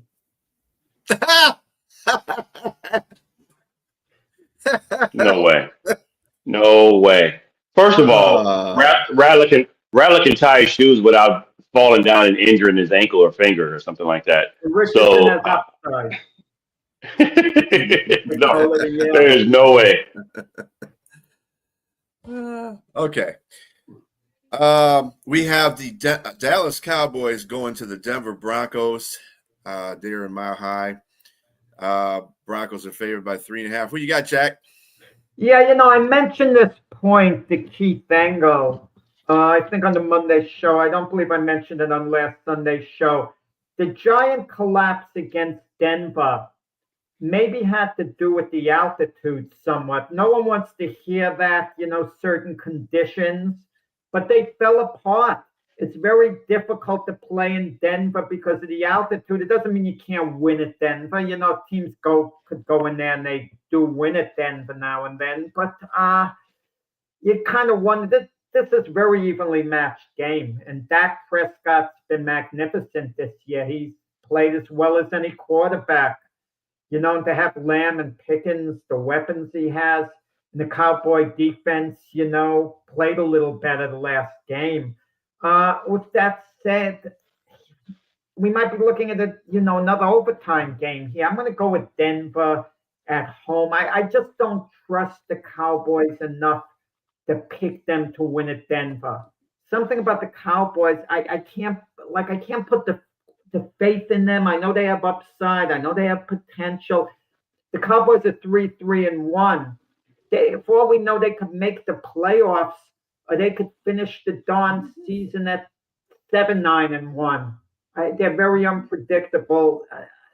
I'll put a little more trust in Sean Payton and the Denver Broncos, who, even though they didn't show it against the Giants for most of the game, they really have an elite defense, the Broncos, and the Cowboys have the exact opposite.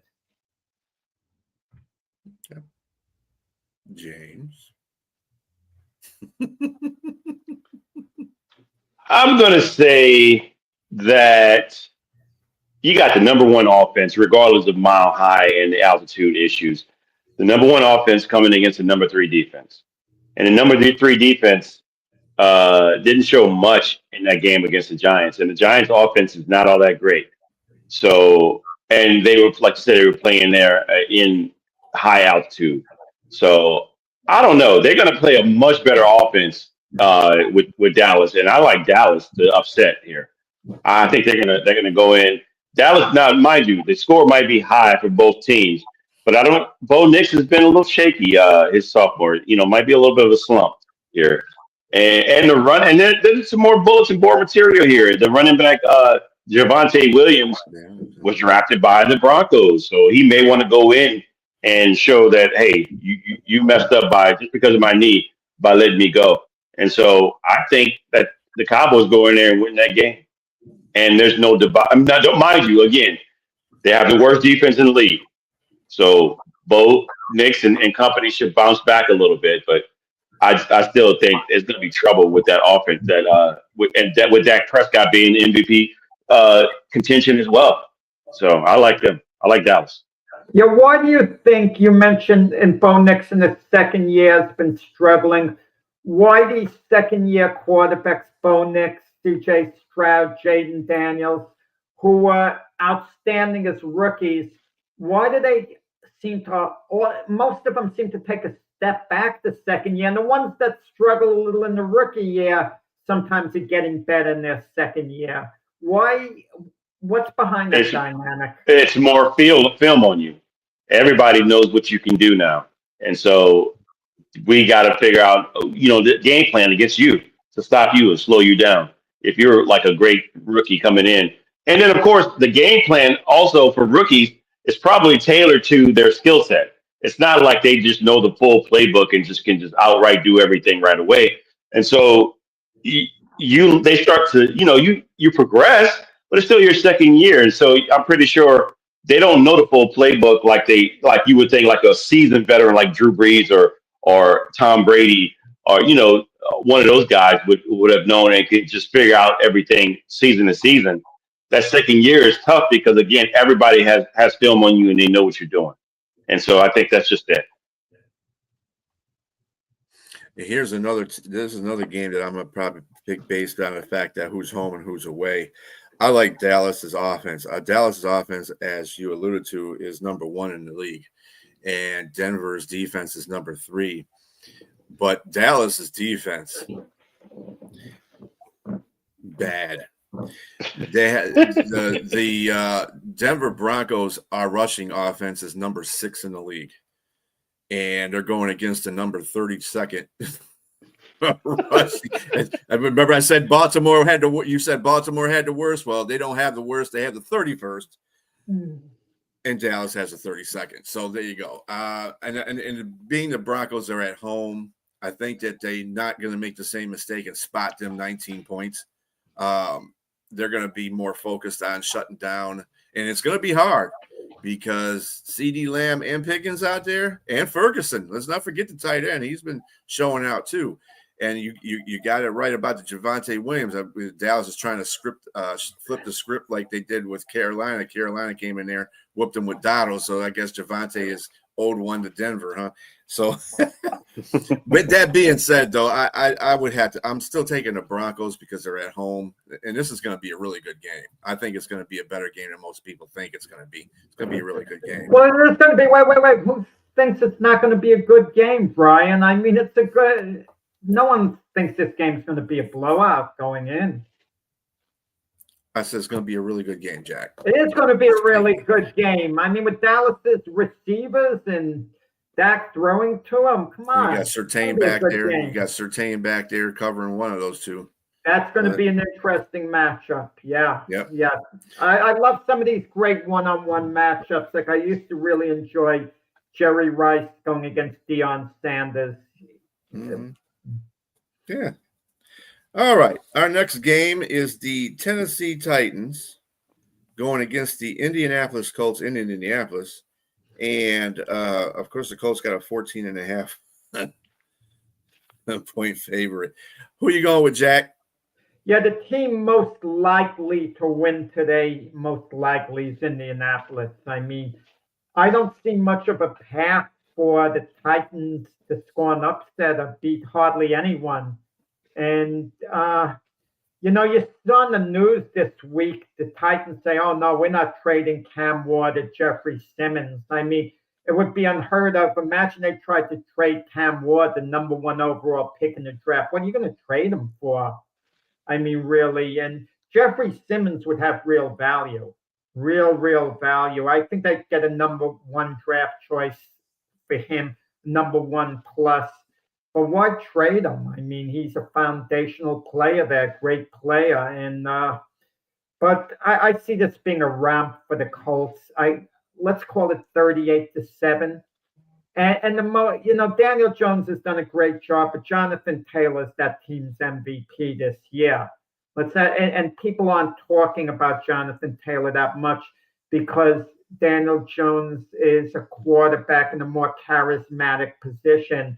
But he's been the difference, Jonathan Taylor. And Daniel Jones, kudos to him. He's done a heck of a job, at quarterback. And the Colts are good all around. They've been blocking for him. They've been good on defense. I mean, Tyler Warren, their tight end has been really good. And I know James liked to tease me with the Jets. Well, he thinks they should have taken them, blah, blah, blah. Could you imagine the Jets 2 years in a row took tight ends, Brock Bowers and Tyler Warren, instead of offensive linemen, Fashion Omeru? We wouldn't be talking about them in the top 5 draft pick for 2026 if they did that. If they had both those kids, we'd be talking about them going to the playoffs.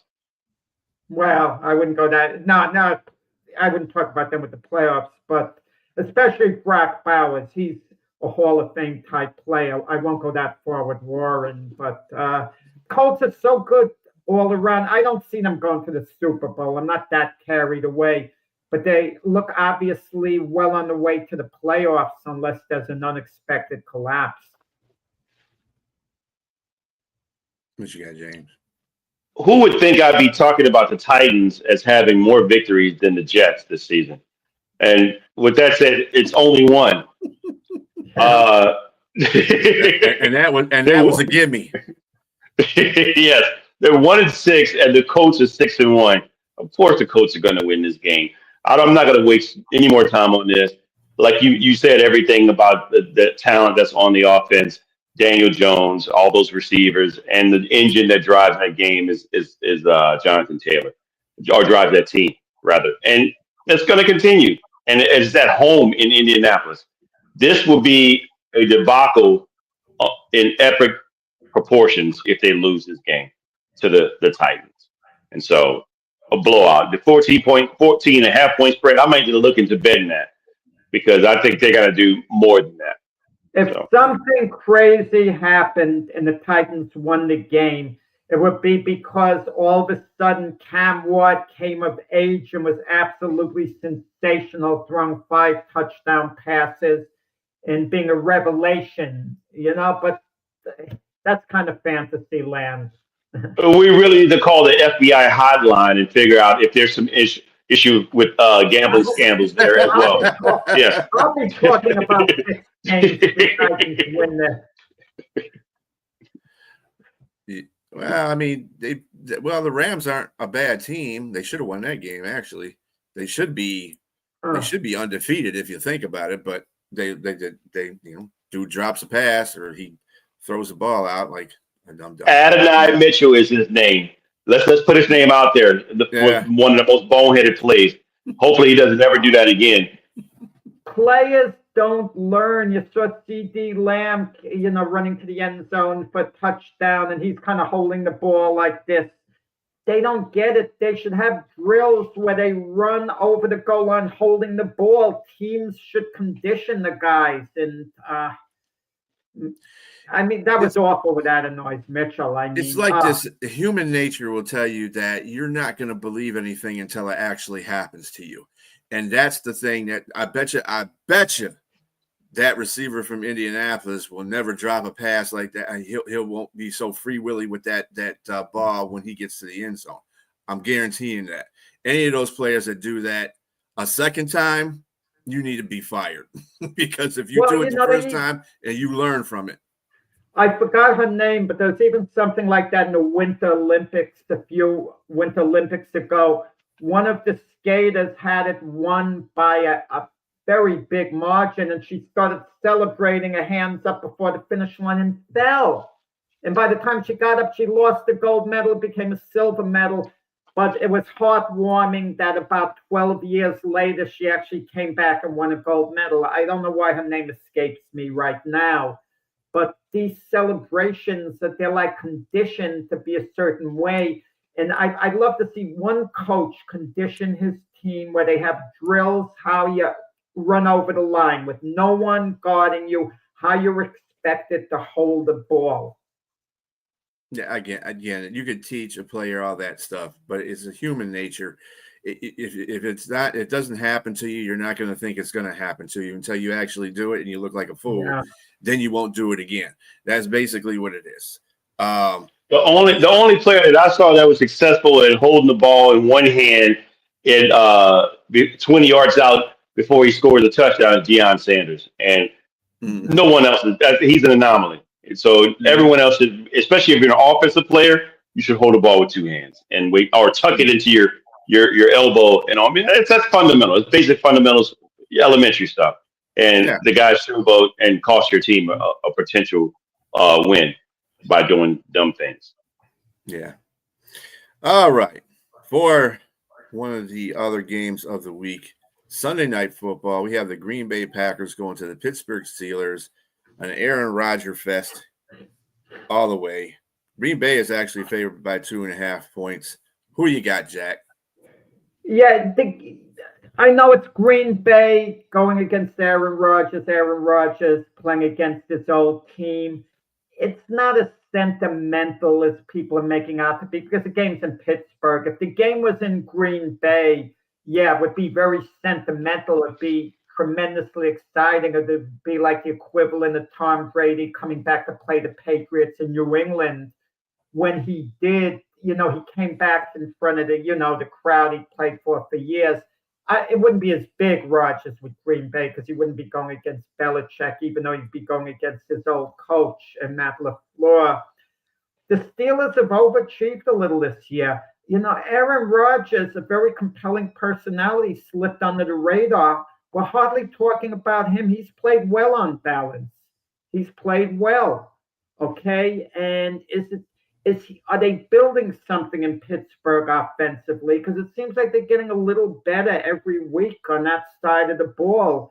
And for the Packers, Micah Parsons has been what they traded for. He's been a force. He's been a disruptor. Can Pittsburgh keep him at bay? If they could keep him at bay, give Rodgers time, they could win the game. But I think when all is said and done, Packers are just a little bit the better team. And I know they're at home in Pittsburgh, but Packer fans always travel very well. So they're going to have some support, in Pittsburgh. So I see the Packers winning like a thriller towards the end, something like 24-21, where Rodgers plays well, but the Pittsburgh defense that was supposed to be their strength under Mike Tomlin, you tell me what's happened to them. They haven't been good this year, and if they were going to accomplish anything, it would be because of their defense, and it's been kind of just the opposite. What you got, James?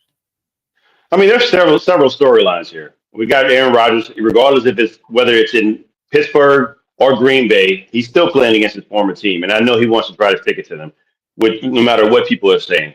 I'm pretty sure he wants any player. That's just human nature. You're going to want to beat your former team.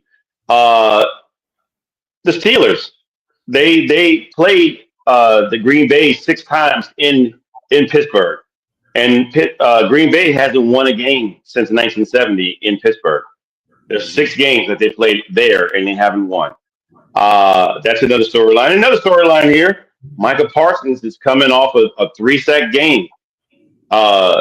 Decisive as a edge rusher, and that offensive line for the Steelers and that pass protection in the pass game, they're ranking like the top 20. I mean, not top 20, they're ranked in the 20s. So it's not that great. And so I think Micah Parsons might have a good game here as well. And I'm pretty sure he wants to sack Aaron Rodgers. I don't know if he's done that before, but it's probably on his to-do list. That being said, I got the Packers winning their first game in a long time against the Steelers there. And I think, like Jack said, it's probably going to be close, maybe like a 24-21 game. But I got the Packers winning. Okay, so I don't like Aaron Rodgers. I'm not a big Aaron Rodgers fan. And I don't like the Packers. Obviously, you know that. Let me tell you some things here. Aaron Rodgers is going to be fired up for this game. He did say he wanted to retire a Packer, which is that's cool. I mean, you might as well. You've been with that team for most of your career, so that's honorable. But at the same time, this is the one he beats Green Bay. He'll be one of the 5 quarterbacks that beat all 32 teams. That and the fact that the Packers, they're 4-1-1, but the 1-1 that I'm having a problem with the Packers is the 1-1. They lost to Cleveland. That's bad. That's real bad. Then you tied to Dallas in a homecoming for Micah Parsons. And he didn't do nothing in that game until the very end of that game, basically, in stopping Dak. So I don't have a real sense of how, and the Packers barely beat Cincinnati in Green Bay. It's the only real good win that they have this season is against the Lions. So, I mean, if they're going to carry that all the way through, I mean, okay. I just don't have faith in them right now. I don't have faith in them being a good team. I want to see something turn on in Green Bay to make me hate them even more. But I'm going to take the Steelers on this one because I just think the Steelers are just going to continue on with the tradition of beating Green Bay every time they come to Pittsburgh. So I'll take that. Let's not forget, Christian Watson is back. So it's another weapon for Jordan Love too to play in this game, and one less weapon for Aaron Rodgers because there's no second guy next to DK Metcalf to really like light up their defense. I just don't see it. I just think that Green Bay is a better team than them and than the Steelers, and that I mean, again, Micah Parsons. I think he's gonna give problems. He's gonna give Aaron Rodgers some problems.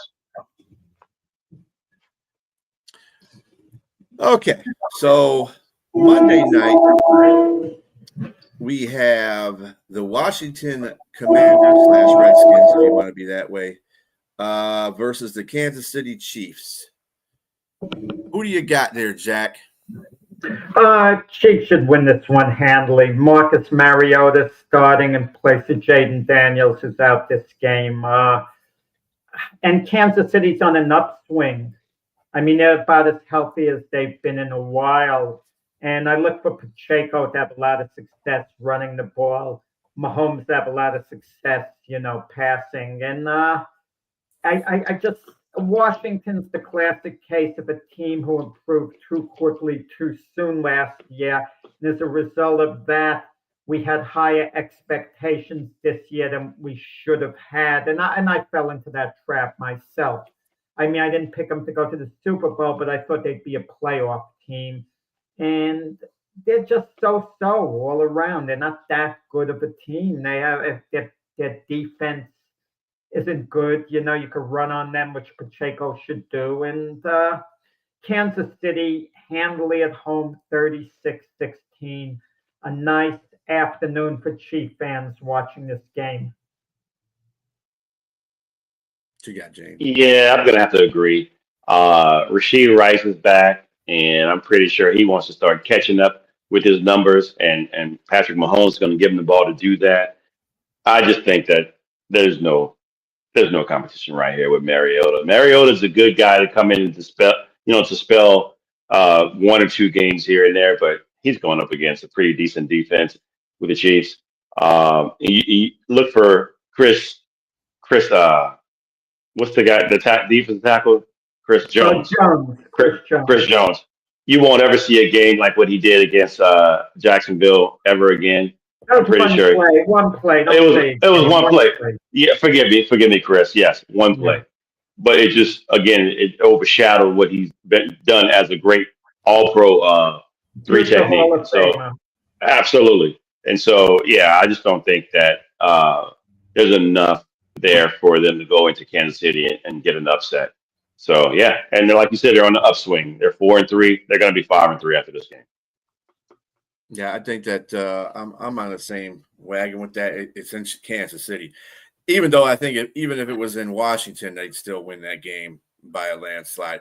Although Washington is getting back, Scary Terry and Debo has been cleared to play, so both at least 2 of their weapons will be out there.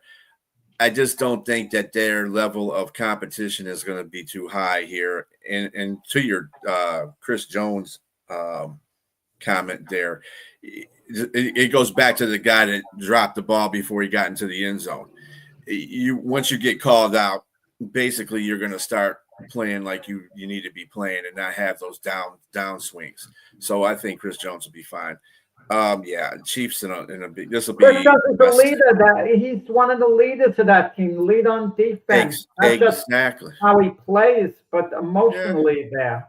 Well, how you play is a detriment too of how you proceed.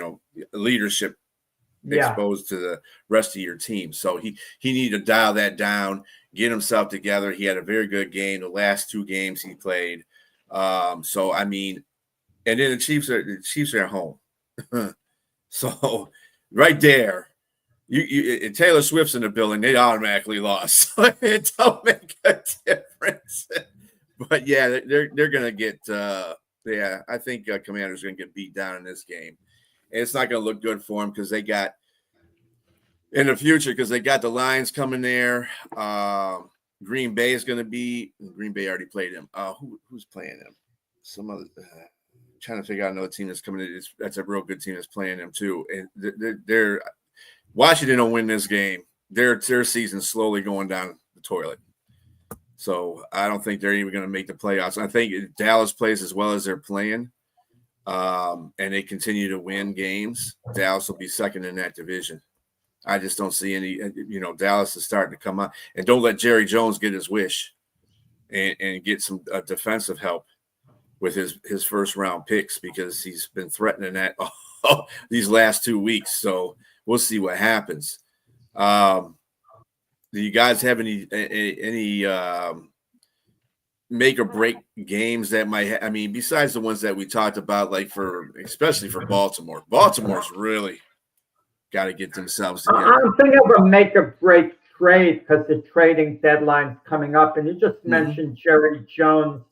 They have 2 first-round picks. I mean, did they use one of these first-round picks and maybe do a first and a 4th rounder, for example? Would a Max Crosby be available? Hendrickson from the Bengals? I mean, you kind of wonder whether – that would be huge for the Cowboys. Could you imagine they got one of them and they plugged them in where Micah Parsons would normally be? And those are players that would be on the Micah Parsons level. As pass rushers. Max is not going anywhere. The Raiders got him locked down so bad. But the Raiders, where are they going? That's the thing. But they don't probably make it want more than Max is a Raider for life. Yeah, I would think so. He's not. Hendrickson, but I wouldn't give up a first round pick for Hendrickson. But you have 2 first rounders. If it's the second of your 2 first round picks, the Cowboys could think, okay, that's going to be in the 20s. That's worth it for us. And the Bengals, as long as they give him a pick too. They might not be able to sign him next year because he's not on the contract. I could see them willing to make the move. Yeah, they could get Hendrickson. If they give him with a first round pick, they're going to have to. Cincinnati's going to give up some picks too.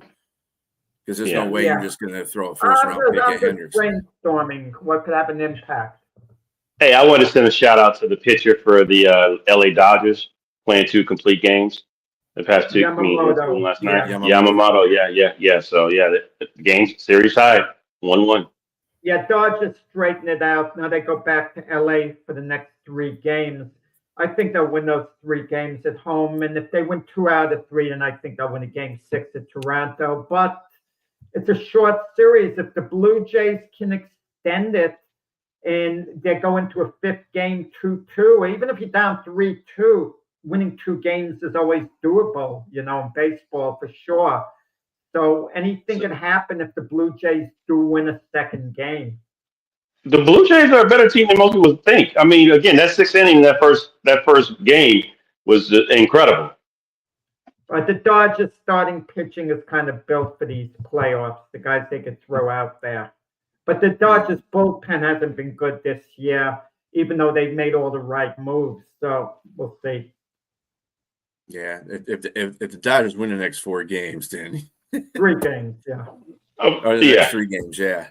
It didn't. It's irrelevant, but anyway, because I picked him to sweep too, Jack. So, oops. Yeah. I think it's going 7. Yeah.